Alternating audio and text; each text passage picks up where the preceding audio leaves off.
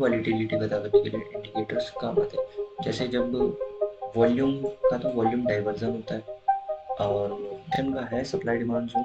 But मैं तुम्हें यहाँ पे एक शॉर्ट में बता देता हूँ। सप्लाई डिमांड जोन्स क्या होता है, जब किसी चीज़ की सप्लाई ज़्यादा हो जाएगी और डिमांड कम होगी। मान लो सप्लाई बहुत ज़्यादा है, डिमांड कम है, तो उस चीज़ का प्राइस अपने आप फॉल करेगा। खुद सोचो कि तुम जो भी डेली यूज में चीज़ यूज़ करते हो उसकी सप्लाई कल को बहुत ज़्यादा हो जाए, इसको हम एक जोन आइडेंटिफाई कर लेते हैं चार्ट्स पर। सो मार्केट जब भी इस जोन में आएगी तो इसे टेस्ट करते हुए जाएगी। मेरे को नहीं पता है, बट मैं तुम्हें बड़े टाइम फ्रेम पे एक ऑर्डर ब्लॉक दिखा सकता हूँ। ठीक है, तुम जब चार्ट खोलोगे ट्रेडिंग होगा, तुम्हें यहाँ पे जस्ट ऊपर इंडिकेटर्स का ऑप्शन दिखेगा। Just you can click here. ठीक है, इस इंडिकेटर वाले सेक्शन में आना है। फिर आपको यहाँ पे इंडिकेटर्स के साथ स्ट्रेटजी प्रोफाइल्स और चार्ट पैटर्न दिखेंगे। सो वेलकम गाइस, आप लोग का स्वागत है आज के एपिसोड नंबर 4 में, बेसिक टू एडवांस की जर्नी में। आज हमारा एपिसोड नंबर 4 है और आज हम लोग थोड़ी सी बात करेंगे ऑर्डर ब्लॉक्स के बारे में, एंड उसके साथ में तुम्हें समझाऊंगा इंडिकेटर्स क्या होते हैं, हाउ टू यूज़ इंडिकेटर्स और किस टाइप के इंडिकेटर्स होते हैं। सो और लोगों का कमेंट था कि भाई आप ऑर्डर ब्लॉक के साथ इंडिकेटर बना दो, तो मैं इसलिए दोनों को कंबाइन करके बना रहा हूँ। और इनके लिए मैं एक वो डाल दूंगा, क्या बोलते हैं, चैप्टर डाल दूंगा। पीपीटी भी तो एक साथ समझाऊंगा, बट जब इंडिकेटर और ऑर्डर ब्लॉक समझा रहा हूँ तो उसमें तुम्हें कट दिखेगा या फिर चैप्टर्स दिख जाएंगे, ऐसा कोई नहीं रहेगा। और अब इसके बाद जो वीडियोस आएंगी वो होंगी प्राइस एक्शन बेस्ड। मैं प्राइस एक्शन की 2 या 3 एपिसोड बनाने की कोशिश करूँगा और बेसिक से एडवांस उसमें समझाऊंगा प्राइस एक्शन, क्योंकि प्राइस एक्शन बहुत बड़ा एक अपने में कॉन्सेप्ट है। तो मैं उसमें से तुम्हें बहुत इंपॉर्टेंट जो यूज़ करने वाला है वो समझाऊंगा। एंड चलो फिर चलते हैं पीपीटी पर और वहाँ समझते हैं, ठीक है भाई। सो गाइज, हम लोग आ चुके हैं अपने पीपीटी पर और आज हम लोग, जैसा मैंने बताया, ऑर्डर ब्लॉक्स और इंडिकेटर्स के बारे में बात करेंगे। तो ये रहा हमारा ऑर्डर ब्लॉक। ठीक है, अब हम लोग बोलते हैं order block. What is order block? Order block is a price zone where institutional traders place large orders. मैंने तुम्हें फर्स्ट वीडियो में ही बताया था कि जब इंस्टीट्यूशनल बाइंग या सेलिंग होती है तो एक प्राइस पॉइंट पे नहीं हो रही है, वो मल्टीपल प्राइस पॉइंट्स पे होती है। मान लो 100 से लेके 80 के प्राइस पॉइंट पे बाइंग होगी और इसको हम एक जोन आइडेंटिफाई कर लेते हैं चार्ट्स पर। सो मार्केट जब भी इस जोन में आएगी तो इसे टेस्ट करते हुए जाएगी।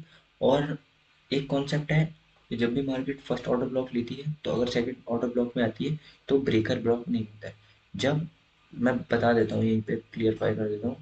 देखो, जैसे ये है, ये आया पहला, तो इसमें ना सिर्फ 20% ऑर्डर्स ही फिल होते हैं। वो लोग लिमिट ऑर्डर्स पर काम करते हैं, इंस्टीट्यूशनल ट्रेडर्स या फिर एक्सपीरियंस ट्रेडर्स, तो उनके ऑर्डर्स सिर्फ 20% ही हिट होते हैं, 80% ऑर्डर्स बचे रहते हैं मोस्ट ऑफ ऑर्डर ब्लॉक्स में। सो मार्केट जब दूसरी बार आती है, मान लो ये हाई क्रिएट करा और दूसरी बार आएगी इस जोन में, तो ये सारे ऑर्डर जो 80% है वो फिल हो जाएंगे एंड इसके बाद तुम्हें एक बहुत अच्छा अप मूव मिलेगा। जब वो अप मूव खत्म होगा, मान लो मार्केट लोअर लोज में आएगी और यहाँ पे तोड़ेगी इसे। ठीक है, इस जोन को मान लो तोड़ के मैंने एक्सटेंड किया, सो ये एक ब्रेकर ब्लॉक बन जाएगा। फिर मार्केट के लिए एक ये रेजिस्टेंस पॉइंट बन जाएगा। ठीक है, तो समझ रहे हो ना मेरी बात, ये ब्रेकर ब्लॉक फिर एक रेजिस्टेंस बन जाता है। Usually forms major market moves. मैंने बताया जैसे कि दूसरी बार में बहुत बड़े मूव्स आते हैं, फर्स्ट टाइम में भी बहुत अच्छे मूव्स आप कैप्चर कर सकते हो। Powerful supply demand zone.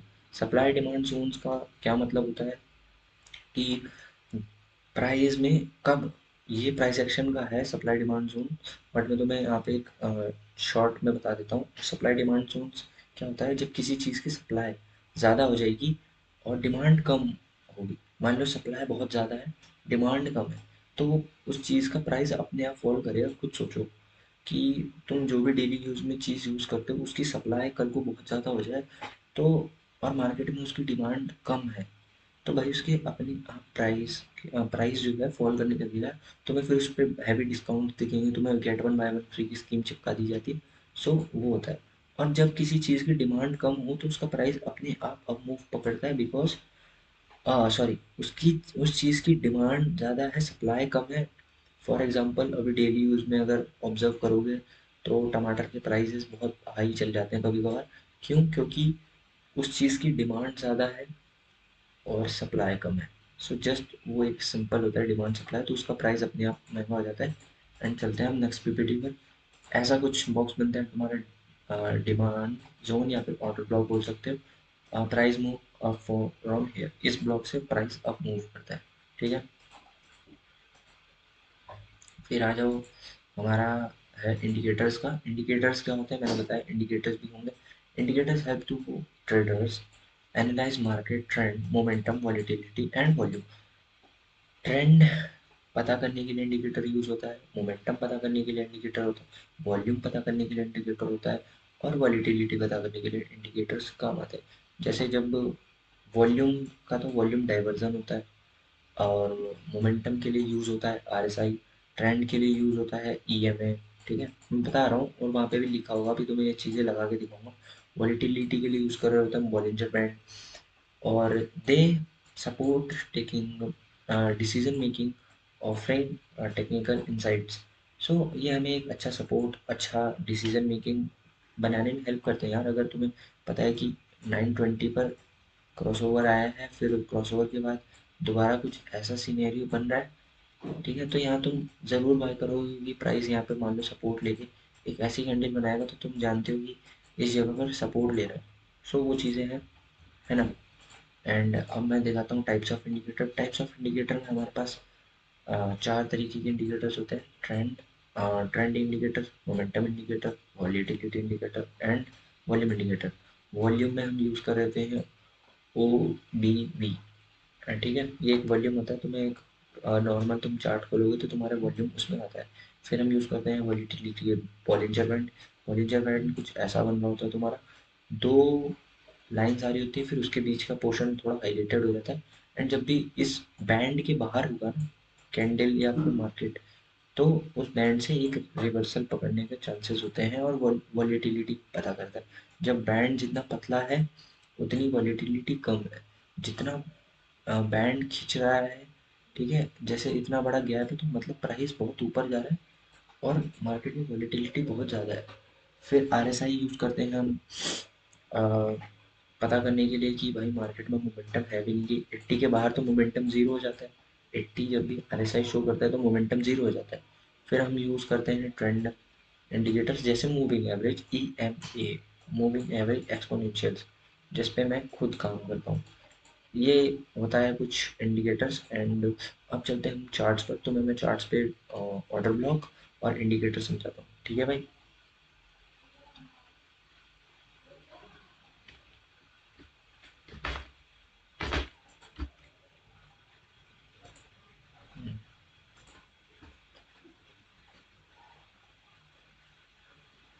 So guys, हम लोग आ चुके हैं चार्ट्स पर, और अभी हम हैं बीटीसी के चार्ट्स पर। मैं तुम्हें यहाँ पे सबसे पहले सिखाऊंगा ऑर्डर ब्लॉक, क्योंकि मेरे को एक ऑर्डर ब्लॉक बनता हुआ दिख रहा है। ये है, देख लो, 4 दिसंबर का चार्ट है, और यहाँ पे तुम्हें ऑर्डर ब्लॉक बना के दिखाता हूँ मैं।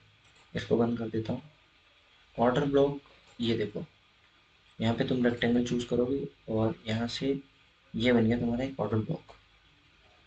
ठीक है, ऑर्डर ब्लॉक क्या है, ये ऑर्डर ब्लॉक किस लिए यूज हो रहा है, ये सेल साइड के लिए यूज कर रहा है। देखो, मार्केट यहाँ पे फर्स्ट टाइम में आई, ब्रेकआउट नहीं कर पाई, फिर नीचे आई, कुछ देर टाइम पास करा, फिर ऊपर बहुत अच्छे वॉल्यूम के साथ गई, फिर नहीं कर पाई, फिर थर्ड टाइम में भी नहीं कर पाई, फिर हम दोबारा अगर ट्राई करेगी तो मे भी तोड़ दे, और ये फिर बन जाएगा तुम्हारा ब्रेकर ब्लॉक, और ये एक सपोर्ट की तरह काम करेगा।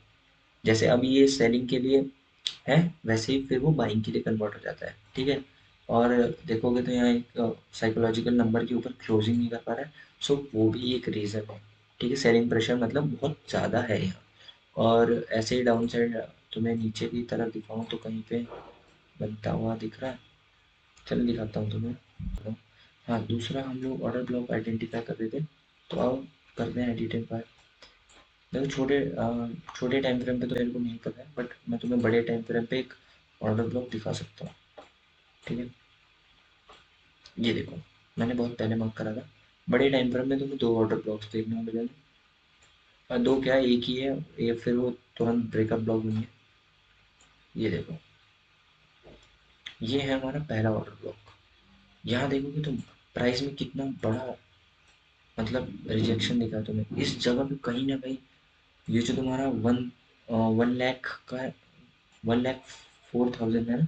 हाँ, 1,04,000 पे देख रहे हो कितनी बड़ी कैंड रिजेक्शन कैंडल बनी। मतलब यहाँ पे कहीं पे बाइंग थी, बट कहीं ना कहीं सेलिंग प्रेशर ज़्यादा था, फिर ये अप मूव नहीं हो पाया, फिर दूसरी बार आया, दूसरी बार भी कम आया।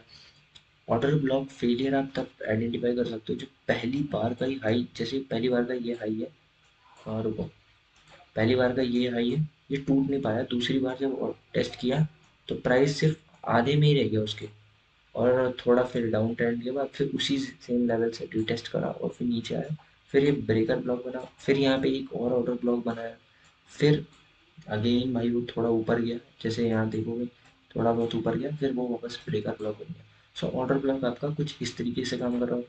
सिंपली आप ऑर्डर ब्लॉक को सपोर्ट की तरह यूज़ करोगे, सो आपके लिए बहुत अच्छा रहेगा। और जितना बड़े टाइम फ्रेम पे आप ऑर्डर ब्लॉक्स मार्क करोगे, उतना आपके लिए इफिशिएंट रहेगा, क्योंकि बड़े टाइम फ्रेम पे ऑर्डर ब्लॉक्स कम बनते हैं पर अच्छे बनते हैं, और बहुत मतलब 15-20 मिनट, 15 मिनट 1 घंटे के टाइम फ्रेम पे बहुत यूज़ होता है, अगर आप 4 आवर के टाइम फ्रेम पे ऑर्डर ब्लॉक मार्क करोगे। अब आ जाओ, मैं तुम्हें इंडिकेटर समझाता हूँ। देखो, यहाँ पे तुम्हें तुम जब चार्ट खोलोगे ट्रेडिंग होगा, तुम्हें यहाँ पे जस्ट ऊपर इंडिकेटर्स का ऑप्शन दिखेगा, just you can click here. ठीक है, आप यहाँ पे क्लिक करोगे, आप कोई से भी इंडिकेटर सर्च कर सकते हो। जैसे इंडिकेटर्स के लिए यहाँ पे तो मेरे फेवरेट्स हैं, ये देखो, टेक्निकल्स में जाना है, यहाँ पे आपके फेवरेट्स आएंगे, फिर आप जो स्क्रिप्ट बनाते हो और परचेज वगैरह वो सब यहाँ पे आता है। बट आपको कहाँ आना है, यहाँ पे टेक्निकल्स पे आना है, इस इंडिकेटर वाले सेक्शन में आना है। फिर आपको यहाँ पे इंडिकेटर्स के साथ स्ट्रेटजी, प्रोफाइल्स और चार्ट पैटर्न दिखेंगे। तो चार्ट पैटर्न्स के लिए आप यहाँ पे आ सकते हो। प्रोफाइल्स मतलब प्रोफाइल पे एक वीडियो बनाऊंगा, मैं तुम्हें प्रोफाइल समझाऊंगा क्या होता है। ठीक है, वो ज़्यादा वीडियो लंबी नहीं होगी, 8-10 मिनट की होगी, सो वो वीडियो बनाएंगे।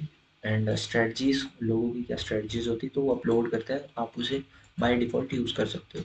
फिर जैसे देखो यहाँ पे 24 आवर का वॉल्यूम देख रहा है, तो वॉल्यूम एक मैंने तुम्हारे लिए दे दिया, एक मेरे को लेना है Bollinger band.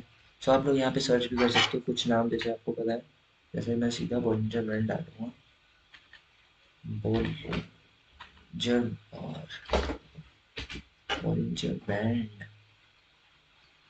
Bollinger band strategy आ रही है, हाँ ये रहा, ये देखो बॉलिंजर बैंड आ गया। एंड एक मैं ले लेता हूँ ई एम ए, 2 EMA ले लेता हूँ, मूविंग एवरेज एक्सपोनेंशियल। ठीक है, EMA, एक EMA ले लिया मैंने, दो ले लेते हैं। ठीक है, और हमें क्या यूज़ करना था, RSI यूज़ करना है। जो जो मैंने तुम्हें दिखाया वहाँ, तुम अगर बाय डिफ़ॉल्ट उसे यूज़ करोगे तो आपके लिए आसान है। RSI को हम लोग बोलते हैं रिलेटिव स्ट्रेंथ इंडेक्स।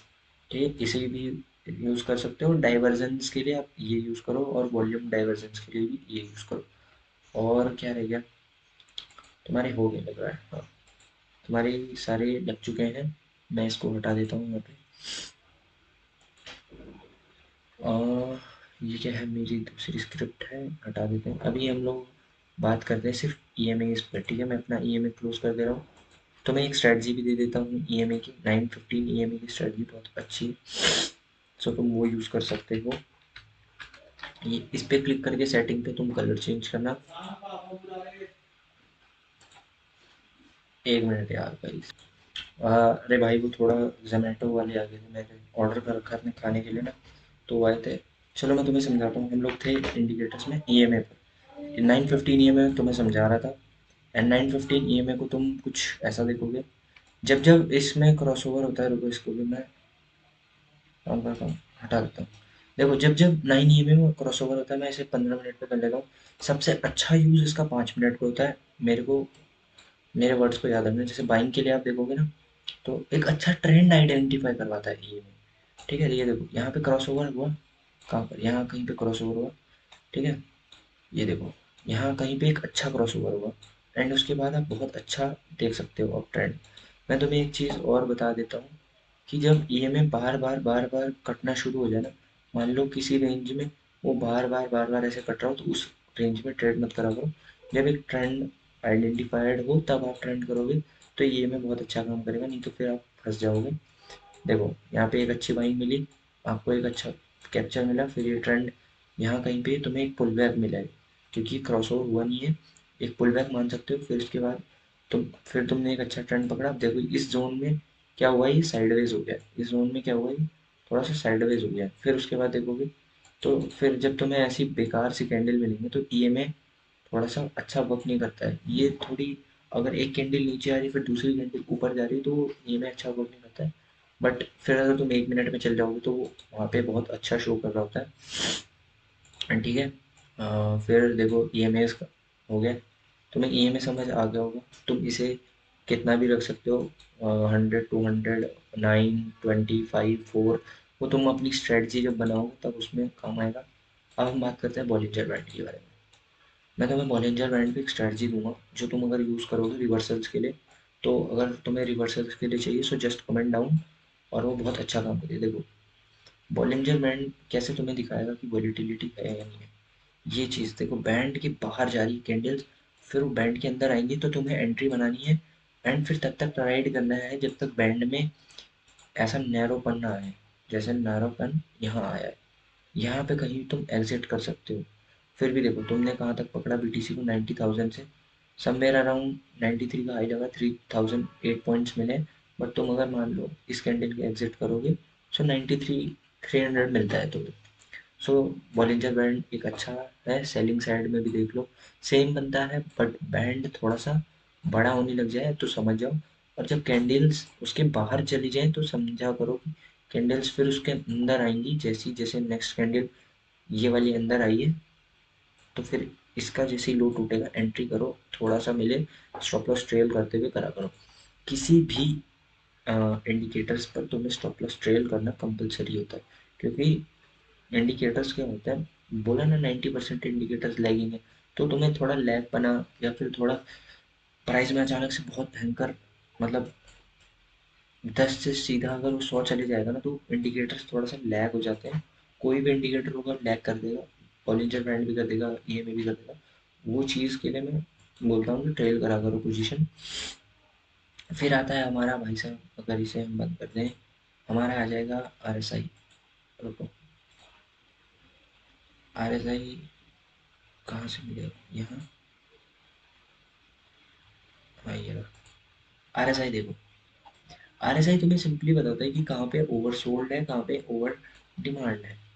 जैसे कि ये देखो इस जगह पे क्यों तुम्हें थोड़ा सा रिटेस्टमेंट मिला, क्योंकि यहाँ पे R S I above 80 level या 70 लेवल क्रॉस कर दिया था। और बाइंग के लिए ओवर ओवर बाइंग जोन, जो ओवर ब्रॉड जोन जो होता है वो 70 होता है। और सेलिंग के लिए ओवर सोल्ड जोन जो होगा वो 30 के नीचे जाते साथ वो ओवर सोल्ड में चला जाता है। देखो जैसे अभी ये 50 के और 40 की रेंज में है ना, तो कह सकते हो थोड़ा सा लेस वोलेटाइल है, लेस मोमेंटम्स है। और थोड़ा सा इसमें आराम आराम से कैंडल्स चलती हैं, ज़्यादा कोई बड़ी कैंडल स्पाइक वाली नहीं आएगी। जैसे यहाँ देखोगे तो मैं सेलिंग में भी दिखा सकता हूँ। जैसे यहाँ पर एक फॉल आया तो इस फॉल में क्या हुआ, एक तो वैसे ही कंटिन्यूशन फॉल था, ट्रेंड लाइन इसमें भी बन रही है। फिर उसके बाद ये देखोगे तो यहाँ पे 30 के नीचे चला गया तो फिर डेफिनेटली यहाँ पे तुम्हें बाइंग मिलेगी। फिर 2-3 बार 30 के नीचे गया। सो आर एस आई में सिर्फ तुम डाइवर्जेंस पकड़ोगे तो सो वो आपके लिए बहुत अच्छा होगा। एंड यही है, फिर 5 इंडिकेटर्स मैंने बता दिए। और फिर अगर तुम्हें मेरी स्ट्रेटजी जाननी है, रिवर्सल स्ट्रेटजी जाननी है, या फिर कुछ भी तुम्हें मेरे से मेरी स्ट्रेटजी पूछनी है तो सर जस्ट भाई आप लोग कमेंट करना, मैं तुम्हें अपनी एक रिवर्सल स्ट्रेटजी दूंगा जो मैं यूज़ करता हूँ बॉलिंजर बैंड की। एंड आज की वीडियो में भाई इतना ही। अब नेक्स्ट वीडियो में मिलेंगे हम लोग, वहाँ पे मैं कुछ चीज़ें तुम्हें दोबारा सिखा रहा हूँ, बता रहा हूँ प्राइस एक्शन के बारे में। या प्राइस एक्शन से पहले मैं तुम्हें वॉल्यूम प्रोफाइल्स के बारे में बताऊँगा, जो 8 मिनट का एक होगा वीडियो, 8 से 10 मिनट का। सो देखते हैं, अभी मैं प्लान करूँगा कौन सी वीडियो लानी तुम्हारे लिए बेस्ट रहेगा। और आज की वीडियो में भाई इतना ही। Till then tata, take care, bye bye, signing off Shashank भाई। और लेट मेरे को बता देना भाई कमेंट्स में कि क्या मतलब मेरे को इम्प्रूव करना चाहिए, ठीक है भाई। सो